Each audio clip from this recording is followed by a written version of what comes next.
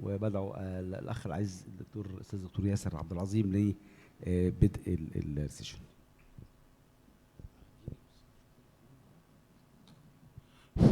Assalamu alaikum. Welcome all to this first session. Short talks in neuroradiology, and I'm glad to have Dr. Hosni as my co-chairman, and I welcome you all. Now, our first speaker, Dr. Rania Isamuddin, apologized due to medical reasons, so we will give the other speakers more time for their presentation and for the questions. And we start with a dear colleague of mine, former student, very eloquent neuroradiologist working in Dubai, but actually she is associate professor of radiology at my home university and Shams University, Dr. Heba Ibrahim, and her talk is about step-by-step diagnosis of ring-enhancing brain lesions and added value of multidisciplinary approach. So a long title, and I'm sure Heba will do a great job. Thank you very much.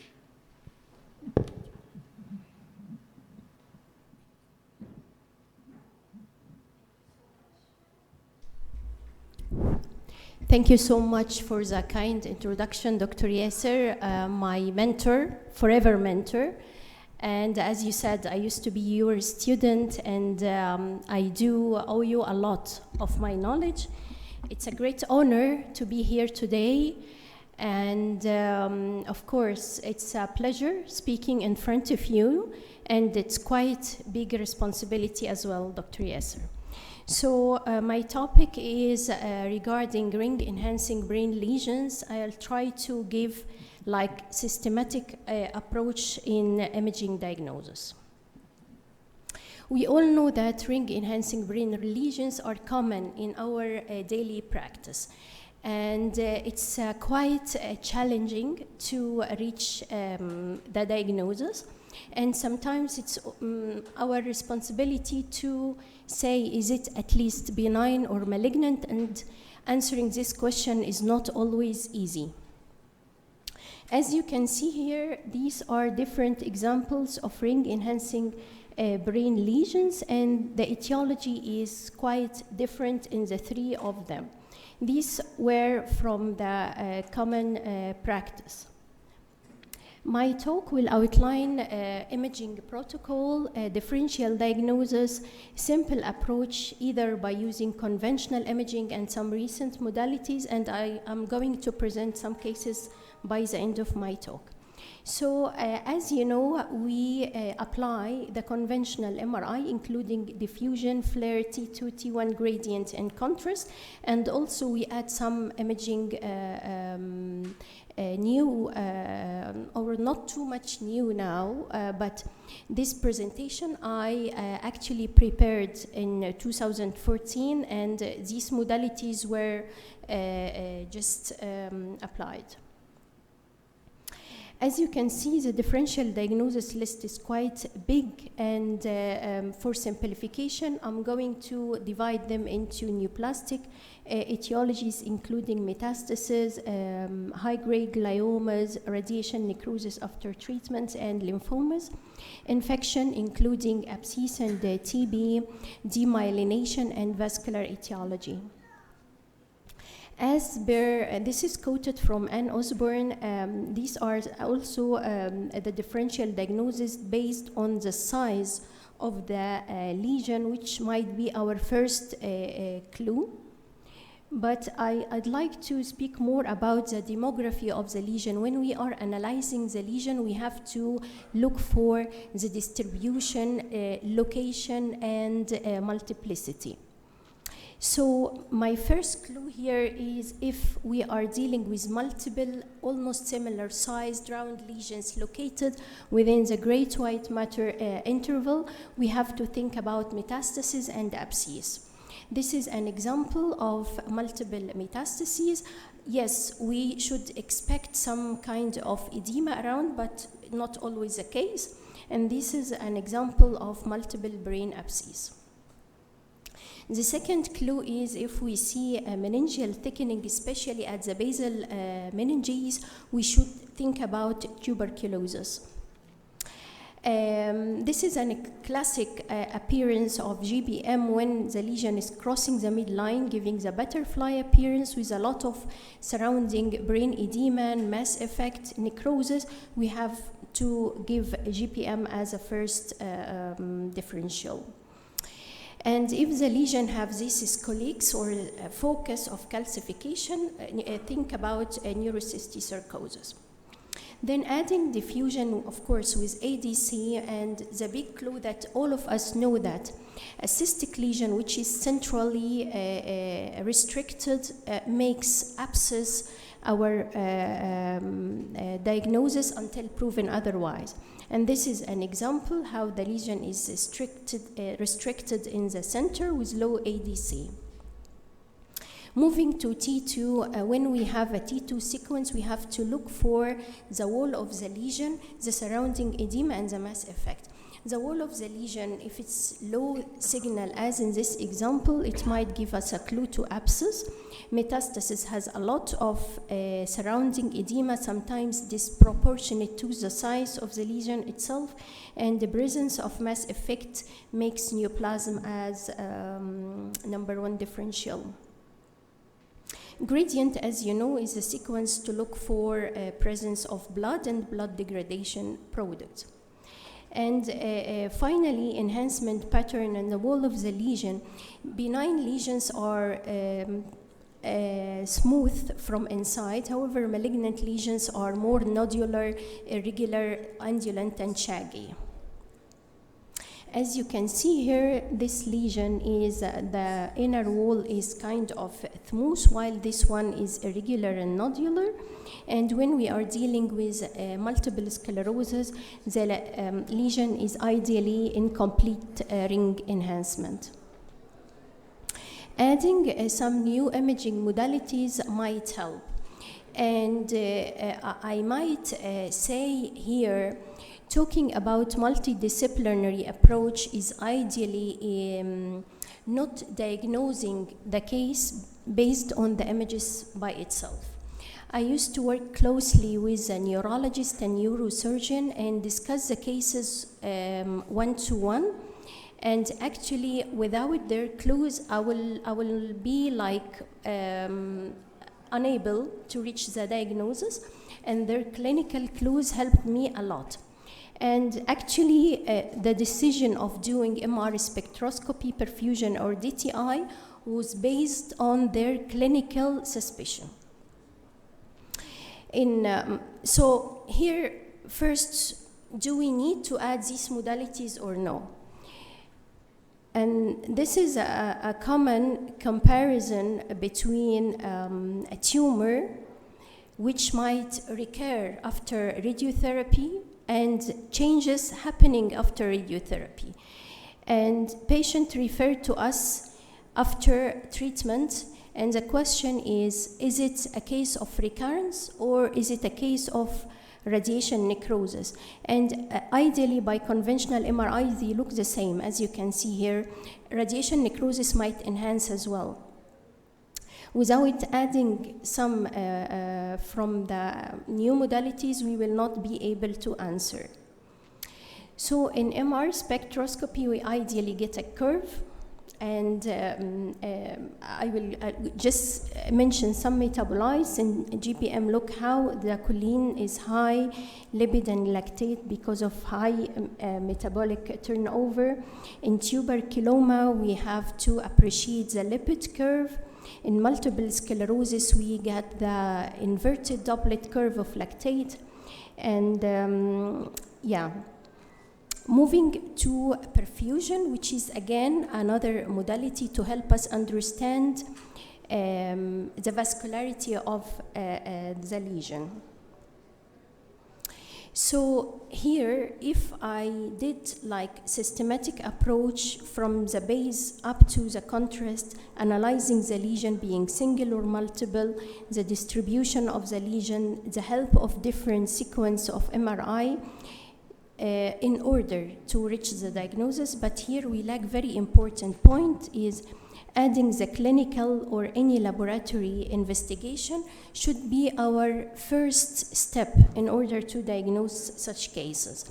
we might fail and we might need to add any of these modalities, and still brain biopsy could be the only option in order to reach the final one. So this case was for a male patient, 70-year-old, and with heaviness on the right side. You can appreciate this tiny lesion with some surrounding edema around, and the lesion got regressed on medical treatment. And here is different, like differential, and the lesion was a tuberculoma. Just simply because the neurologist who was treating this patient suspected tuberculoma, and he did laboratory investigation which turned out to be positive for such patient, because this patient was coming from an endemic area where TB was should be on the tip of the list. And then this patient is a young lady with heaviness. You can appreciate many ring enhancing lesions. Some of them are not fully marginally enhancing, and you can see how they look in flare. Given the age, gender, and appearance, we should think about multiple sclerosis. We did MR spectroscopy for this patient, and we did tractography. And even like 10 or more years ago, we used to do this with Dr. Yasser, and the idea of dealing with demyelinating disease and seeing a lesion within the brain does not mean this is only what you can see is not only what is affected in the brain. And what looks to be normal appearing white matter is not always normal. And doing tractography proved that normal appearing white matter might have low FA value, and this is an important clue in cases of demyelination, and even it's a good predictive value for follow-up of such cases. My last case is a 44-year-old lady with this lesion, and the first question we had to answer is this lesion intraaxial or extraaxial? It was quite difficult, and most of radiologists saw this case, considered it as an extraaxial lesion. However, there's a lot of surrounding brain edema, as you can see here, and we put such differential. Patient did surgery, excision, and it proved to be a glioblastoma. This is a post-operative image, and this is a follow-up as well. So again, ring-enhancing lesions is quite a challenging diagnosis, challenging case. We have to be kind of systematic in our approach, and again, without talking and discussing with a neurologist and neurosurgeon, I think radiology alone will be insufficient to diagnose such cases. These are some of my references, and I'd like to thank you so much. Okay, thank you, Heba, so much for this nice presentation, and you took our breath because we followed every slide, very interesting. And now the floor is open for anyone who would like to have a question or comment, please.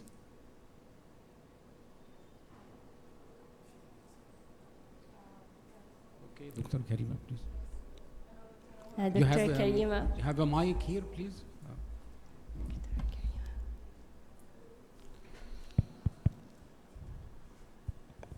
Thank you for this elaborate presentation. Thank you, Dr. Karima. Nice cases. I would like you to elaborate a little bit more about the role of diffusion tensor imaging, the DTI, because this sort of got swept under the floor. Yeah. Okay. So DTI proven to be very effective in demyelinating cases, and tractography proved to be very effective in preoperative mapping in neoplastic cases. Because neurosurgeons want to be protected or doing like documentation pre-surgical if the lesion is affecting the related white matter tract. So if this one was documented pre-operative, he will be doing the surgery with kind of like shield. For multiple sclerosis, as I mentioned, we used to do tractography for the lesions and the surrounding white matter, comparing the ipsilateral hemispheres and getting the fractional anisotropy from the lesion and the corresponding, the compared or the contralateral normal appearing white matter. Tractography also, or DTI, we used to do it at some areas of the cervical spine where there was a lesion, and sometimes we have a lesion affecting the right side of the cord, and the patient is coming complaining from the contralateral side.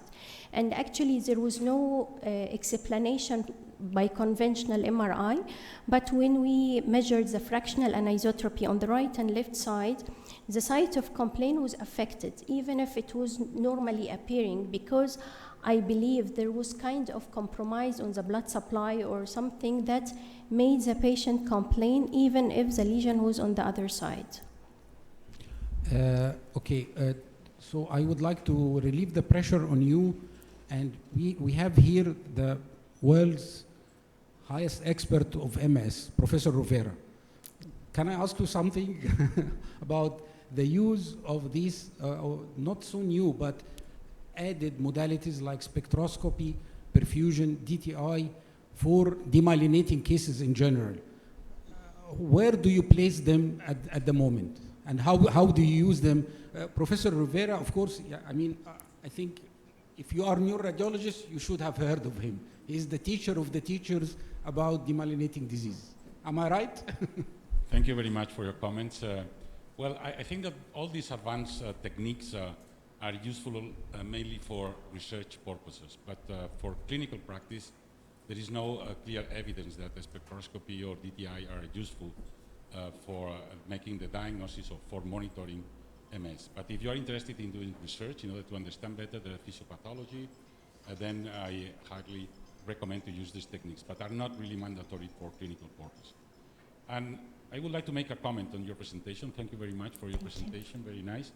And you mentioned that perfusion imaging is performed in selected cases, but my recommendation in all these mass lesions to perform perfusion always, because you are always going to use gadolinium, and therefore it takes just an additional 3 to 4 minutes to do perfusion, and provides, in my opinion, the most useful information in all these cases. So my recommendation is to use perfusion always.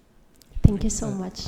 Yeah, thank you very much. If I can, since we have time, I would like to indulge you with another question, if I may. Now, with taking the essence of Heba's presentation, we sometimes face difficulties, with the cases, not the typical MS cases, but these aggressive Marburg disease, Schilder disease, Ballow lesions, that is this a GPM or is it a aggressive demyelination? So do you have any clues for us? Because, we use what we know, but maybe you have some clues to give us as well. Well, I think that in that case, perfusion, again, is extremely important. Usually perfusion is negative in these pseudotumoral lesions in MS, while this is not the case with glioma, for example. But also the mild mass effect is typical for MS, even if the lesions are very large. The lack of edema. But in general, whenever we have a young patient, particularly a young lady with a big mass, I think that it's better to be conservative, treat the patient with steroids, and make a follow-up in the next 2 or 3 weeks. in case you have doubts. So the follow-up is also important. Consider the demographic and clinical findings together with imaging. Thank you. Yeah, okay, thank you for these comments. I think we use a similar approach, not in these cases of the aggressive demyelination and also in cases of hemorrhagic venous infarcts, because in these two entities, I feel the neurosurgeons are very quick to put their knife in. And usually my role is to stop them. Please wait, give a chance for some medical treatment, because I don't think we are dealing with an aggressive tumor. I think we are dealing with aggressive inflammation or a venous infarct. So let's give the patient a chance, and he will not escape. You can use your knife if it's proven otherwise. Okay. Yes, Dr. Ehab.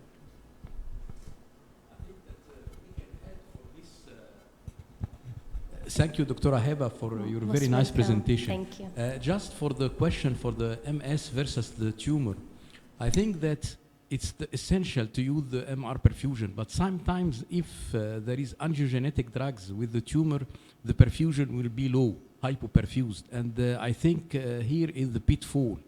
In this condition, if we are using MR spectroscopy, the MR spectroscopy in MS and the tumor will be nearly the same. The choline will be very high. And again, this is again another pitfall. So how to differentiate? Just look for the normal appearing white matter. The normal appearing white matter in MS or in demyelinating diseases, there will be drop of the NAA, while in the case of the tumor, the NAA will be preserved. So that we have to use MR perfusion as well as spectroscopy, whether in the lesion or in the perilesional area. Thank you. Okay, so we have so many lessons here in these differentiations. I advise all of you to use them and to make perfusion and spectroscopy something that's common in your practice. Okay. Shukran. Thanks, Dr. Heba, for this nice presentation. Gives many questions. Thank you. Our next speaker